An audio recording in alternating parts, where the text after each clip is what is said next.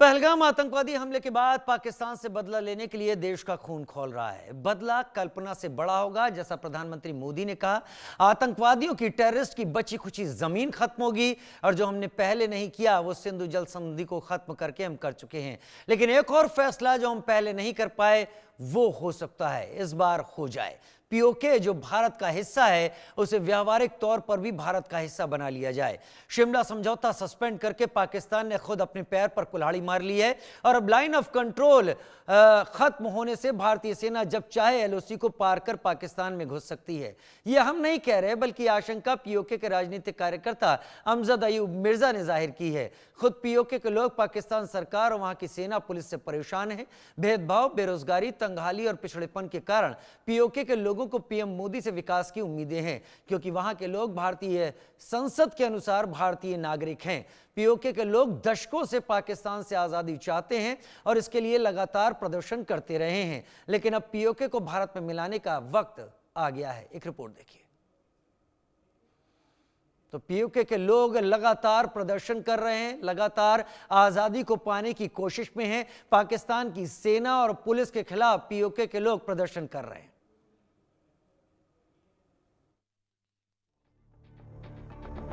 PoK का हिंदुस्तानी मन, जगह जगह प्रदर्शन। आजादी कमाला, आजादी मुझे देना पड़ेगा।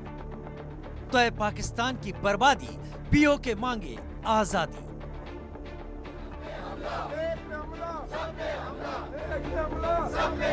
पीओके की आवाज, मोदी बने सरताज। ये पीओके यानी पाकिस्तान अधिकृत कश्मीर की जनता है।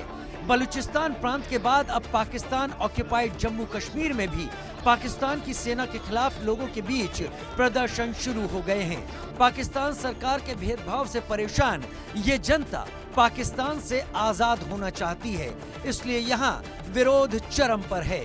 तंगहाली, महंगाई, विकास से अछूते इलाके, सौतेलापन जैसे व्यवहार से ये लोग परेशान हैं, इसलिए यहाँ आजादी की मांग उठती रही है। पीओके के रावलकोट की सड़कों पर पाकिस्तान आर्मी के खिलाफ आजादी के नारे जब तक गूंजते रहते हैं। अवामी एक्शन कमेटी के नेता अजमल राशिद ने रावलकोट में एक बैठक को संबोधित करते हुए कहा था कि यहाँ के लोगों को पाकिस्तान की सेना से आजादी चाहिए। जम्मू कश्मीर में जिस तरह विकास हुआ उसको देखकर पीओके के लोग भारत में शामिल होना चाहते हैं। वो पाकिस्तान के साथ किसी कीमत पर नहीं रहना चाहते। पीओके वैसे भी भारत का हिस्सा रहा है, आज न कल भारत में पीओके शामिल होके रहेगा। हम बहुत क्लियर हैं कि पीओके जो है भारत का अंग है। It is part of India, it was always part of India, it will be part of India. और हमारा ये जरूर इरादा है कि एक दिन हम पीओके को जो है वहाँ का इलीगल ऑक्यूपेशन जो है उसको हम ख़त्म करेंगे और पीओके जो है भारत के साथ वापस जुड़ जाएगा। जम्मू एंड कश्मीर के पीओके को आप भारत का हिस्सा नहीं मानते हो क्या? एग्रेसिव ना हो, जान दे देंगे इसके लिए। क्या बात कर रहे हो आप? एग्रेसिव होने की क्या बात कर रहे हो? जान दे देंगे इसके लिए। आज जम्मू कश्मीर जिस तरीके से विकास के रास्ते पर तेजी से आगे बढ़ रहा है, मैं दावे के साथ कहता हूं, मुझे लगता है,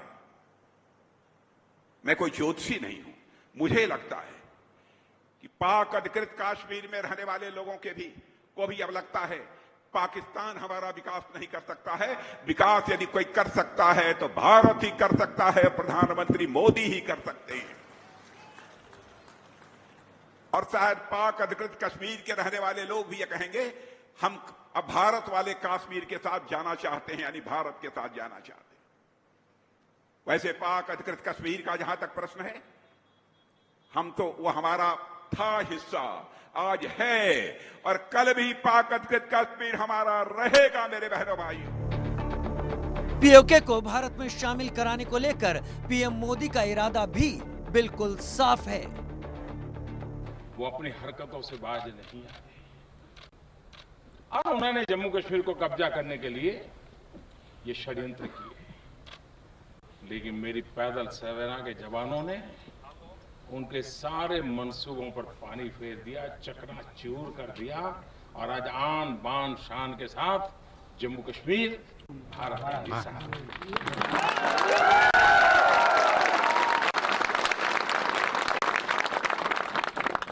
कुछ हिस्सा उनके हाथ चला गया,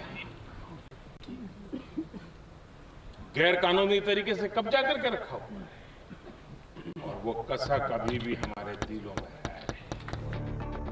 पीओके को विदेशी जमीन मानता है पाकिस्तान। पाकिस्तान के संविधान के अनुच्छेद 257 में कश्मीर का जिक्र किया गया है। इसमें कहा गया है कि पीओके तभी पाकिस्तान का हिस्सा होगा जब यहाँ के लोग देश में शामिल होने का फैसला करेंगे।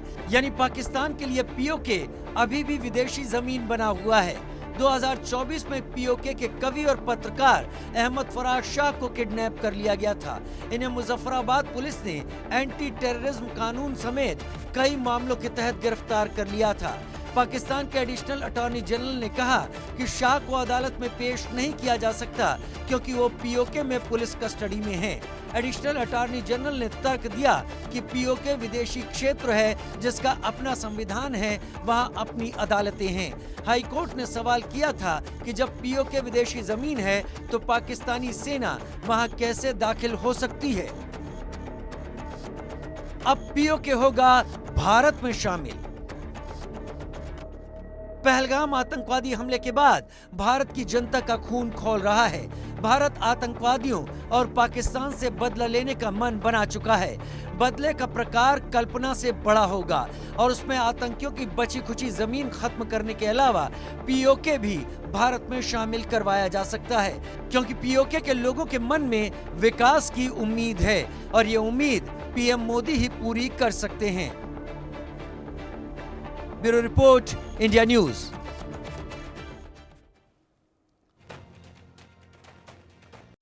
दो खास मेहमान